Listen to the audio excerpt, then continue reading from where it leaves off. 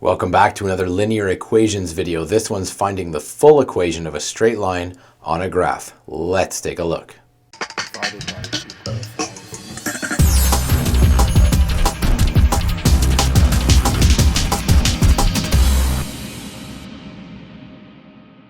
Now in the last video we learned how to calculate the slope or the rate of change of a straight line.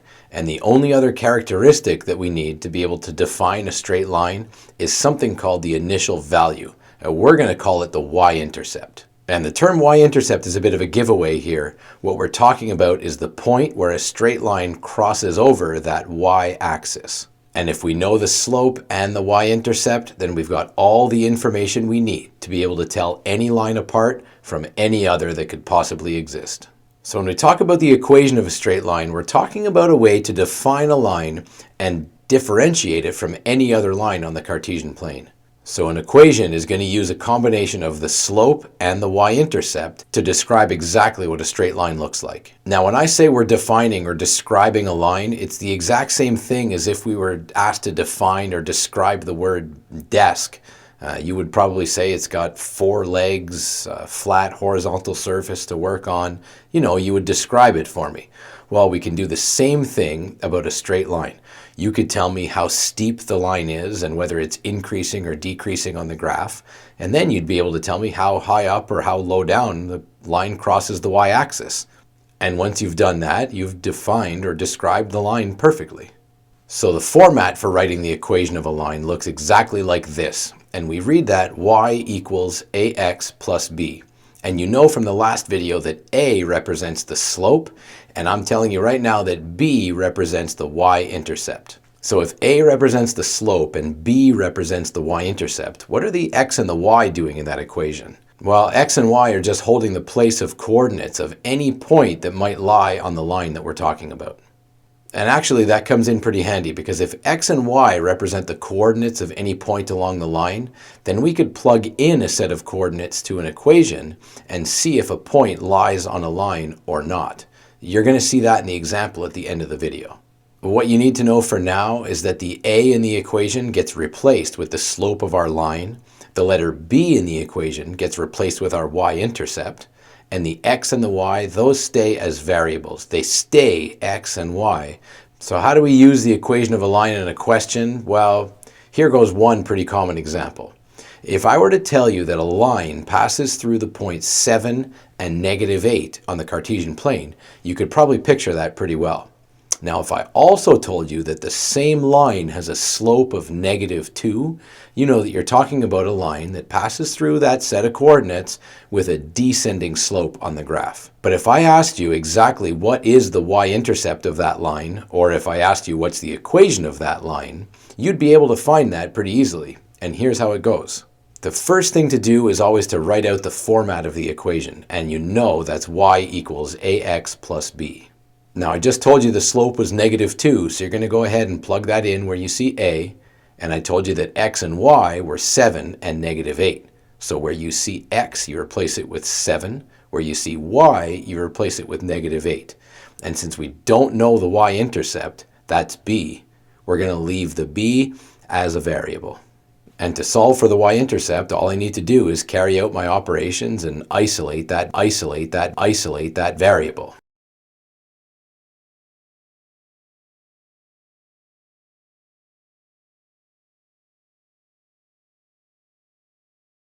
And now that I've solved for b and I can see its value is 6, I can write out the equation of that line and define it perfectly. And it's going to be y equals negative 2x plus 6. Negative 2 is the slope and positive 6 is the y-intercept. And now that I have the equation of the line, I could plug in 7 and negative 8 and just confirm that I did my work properly, and that 7 and negative 8, when plugged in for x and y, keep the equation perfectly balanced. Now, as you can see, that worked out well. So I'm going to plug in another point that lies on that line and show you that you could plug in any set of coordinates along the line and you'd get a balanced equation after you do the math. Now that also works to prove that a point does not lie on the line that I just defined. So for example, if I plug in this set of coordinates, you're going to see that it's not on the line visually, and you're going to see that the math doesn't work out. My equation does not stay balanced, proving that the point's not on the line. Now let's watch a couple of examples on questions they could ask about the equation of a straight line. Hey guys, we're looking here at the equation of a straight line, and we've been asked to identify the slope and the y-intercept, and then write the equation of the line in the Cartesian grid below. So here's our line, and we can see 2 points labeled for us. And the first thing I'm going to remind you, that the second that we're being asked about the equation of a line, we're always going to go straight to look at y is equal to ax plus b. This is the basic form that we learned about, and I'm going to remind you that that slope is the a and the y-intercept is always the b. So we've been asked for the slope and the y-intercept really because by getting those we're going to go ahead and get that equation. And so to do that we know we need a P1 and a P2, and we're going to have to label some points to achieve that. This point right here, we're going up by ones as you can see, and so this point here is going to be at 1, 4. And the second point, let's call this our P1. And if we call this our P2, this one will be at 1, 2, 3, 7. So we have a P1 and a P2, and that's going to allow us to calculate the A.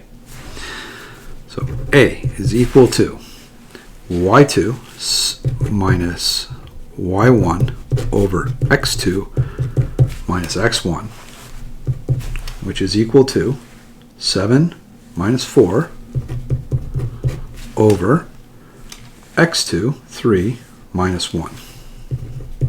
Remembering it doesn't matter which one is P1 and P2, but once you've labeled them as such, you're stuck with that, right? So this has to be x2, y2 because I called it P2, x1, y1 because I called it P1. That's going to simplify down to 7 minus 4 will be 3, and 3 minus 1 will be 2. And since most of us don't like fractions, we can change that 3 over 2 by dividing out the fraction, and we get 1.5 for the A, or the rate of change. So the next thing we need is the B. Now, you might be tempted, if those of you who remember that, you'll know that the line y equals ax plus b, where it crosses the y-axis, that's our B right over there. The problem is the line doesn't cross perfectly on either 2 or 3. It's somewhere in between. Now, it looks like it could be right in the middle, but we can't assume that. We have to, when it's not perfect, we have to go and find it. And the way to find it is algebraically.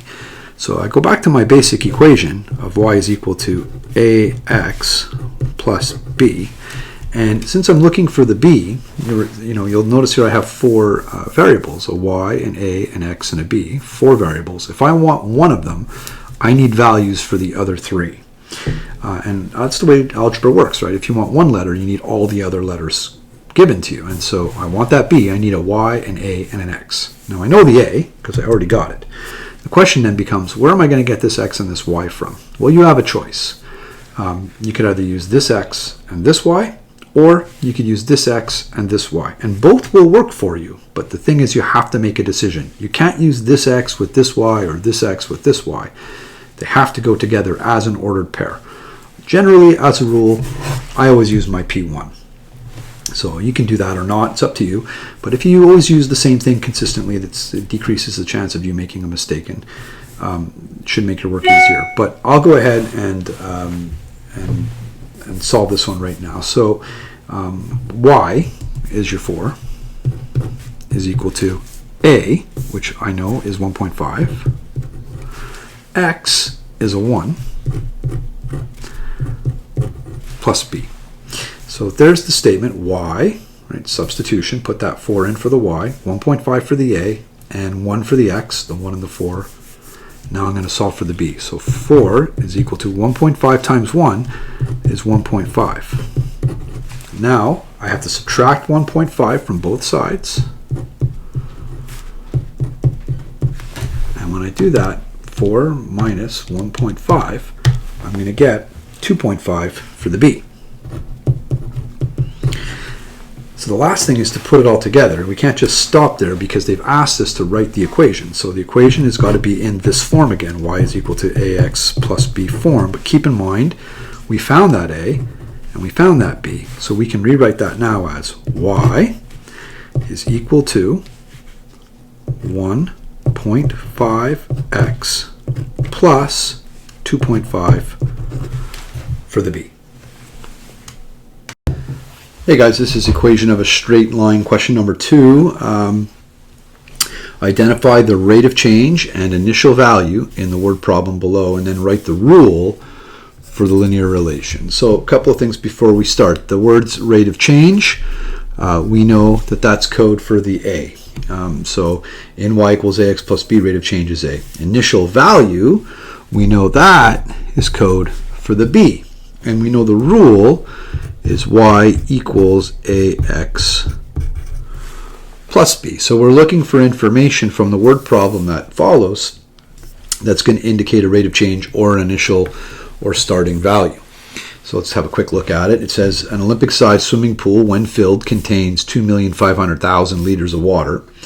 And then a crack develops at the bottom of the pool, must be at the big O, causing it to lose 70 liters of water every 2 minutes. Now, this little business with how much it's losing every 2 minutes is a little bit awkward, and we'll take a look at how to deal with that. But what I want you to notice is two things. One, this is what's causing it to change, right? To lose is another way of saying to change. So this is what's driving the change in the amount of water in the pool, and that relates to the rate of change. So this 70 liters every 2 minutes has something to do with the rate of change. In other words, it's going to have something to do with our A. And I'll point out to you that because the pool is losing water, that rate of change isn't adding. In other words, we're not going to end up with 2,750,000 liters of water or 3 million liters of water. We're going to progressively have less and less of that 2,500,000 liters of water, which means that change is a negative change, right? We're shrinking in terms of the amount of water that's in the pool. So just something to think about there. But I want to start with the amount of water that's actually in the pool. The pool, when the problem is starting off, before that crack opens up, has 2,500,000 liters. This is what's known as the initial value, because that's a starting value. Right? To start is 2,500,000 liters of water. That's going to be our b. So in y equals ax plus b,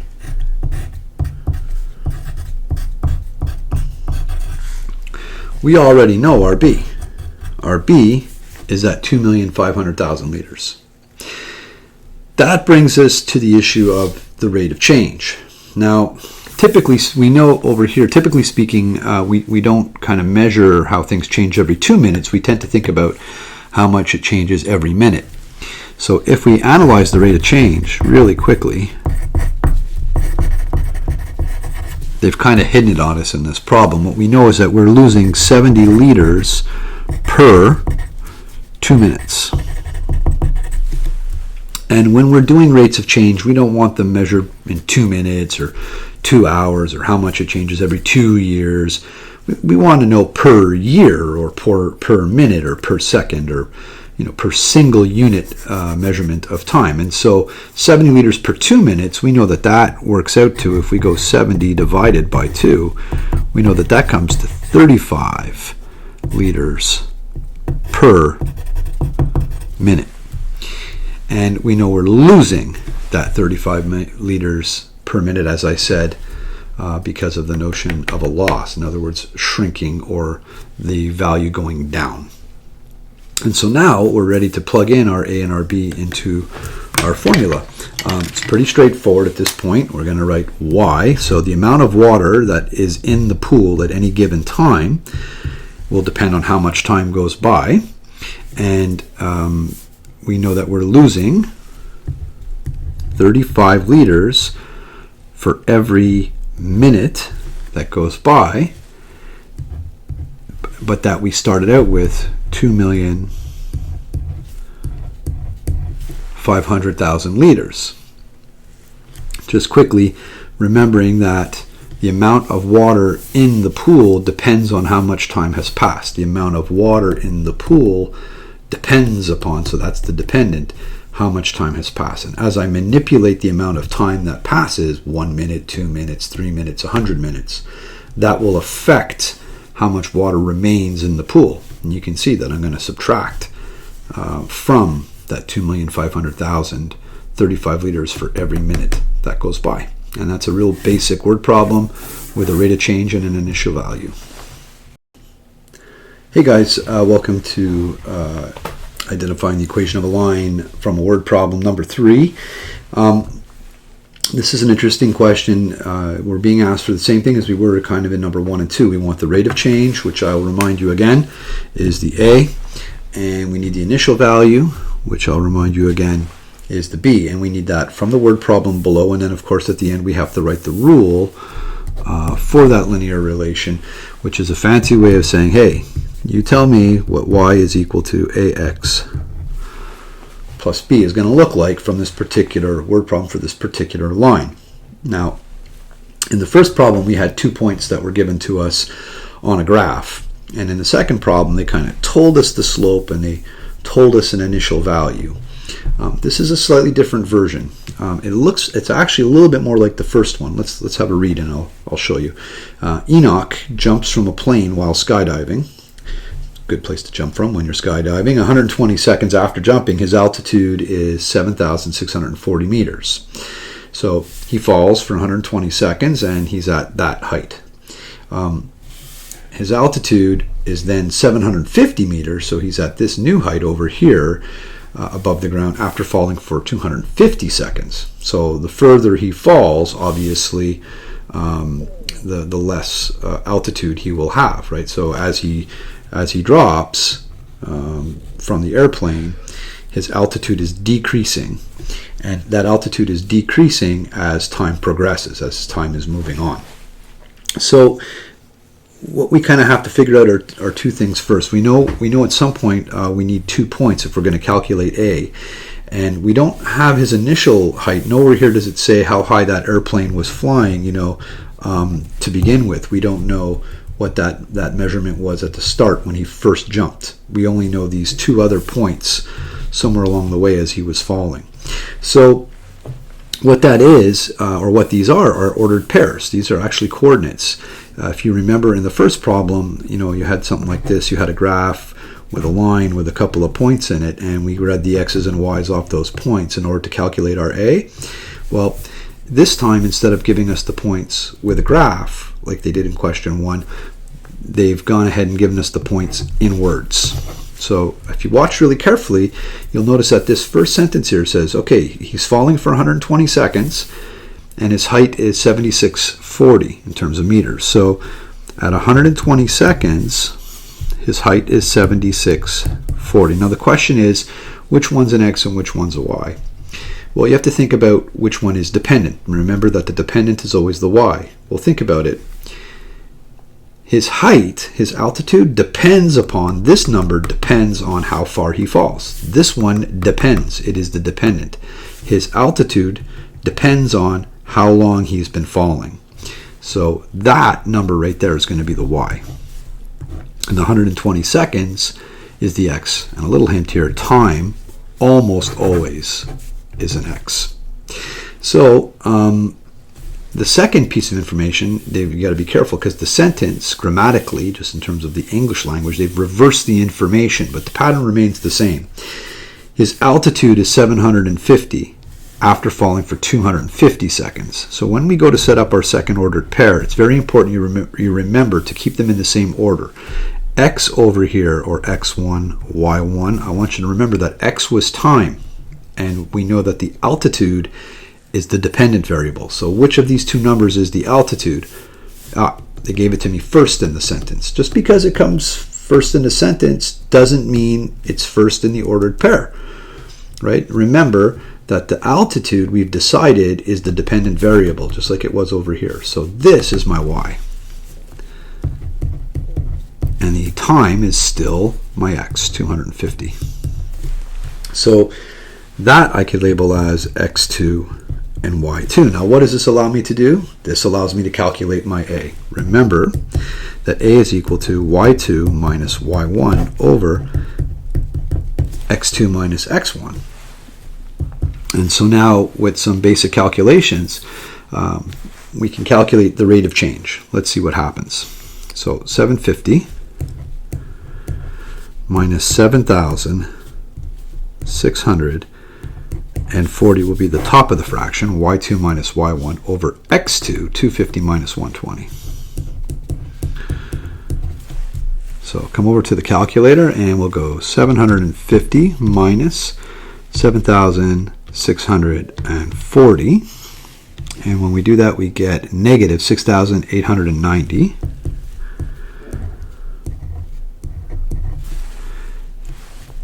And then we'll do the bottom of the fraction, 250 minus 120, and that's going to give me 130. That's an ugly looking number. We'll see how that simplifies when I do the division. Clear that up. 6890. Oops, I have to make it negative first. Negative 6890. And I'm going to divide that by 130. And that's going to give me negative 53. Now, what is that negative 53, and why is it negative? Well, think about the height.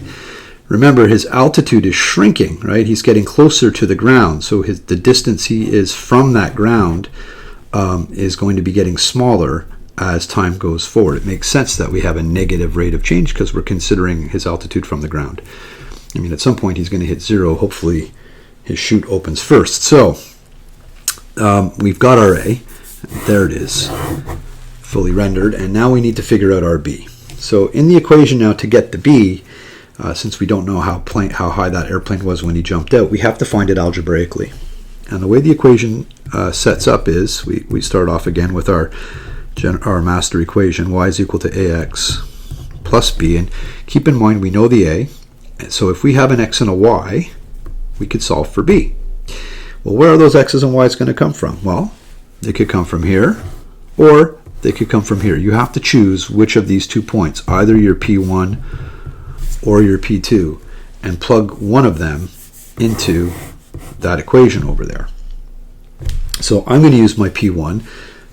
You'd get the same answer, believe it or not, if you used P2, if you do the algebra properly, but I'm going to use P1 just because, as a rule, that's the one I like to use. So there's your x, there's your y, and we have an a.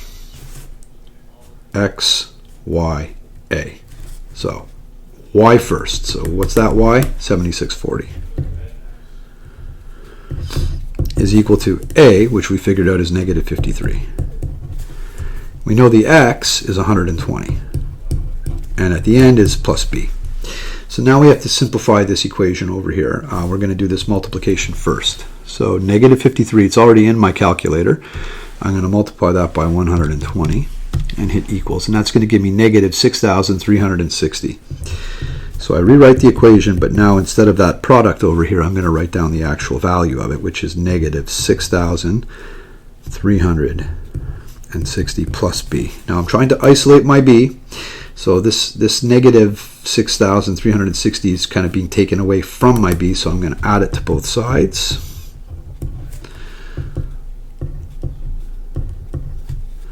And when I do that, I'm going to get my b. So there's my negative 6360, which I have to now make into a positive, right? Because I'm adding it. So 6360 plus 7640. And that's going to give me 14,000 as the initial value, which means the airplane was 14,000 meters above the ground when Enoch stepped out of it. And the last step always is then to write the rule. So y is equal to his height from the ground, his altitude, will always be equal to negative 53 meters per second plus the 14,000 initial value. And that is how you do a word problem from 2 points when the 2 points are written in instead of given in a graph.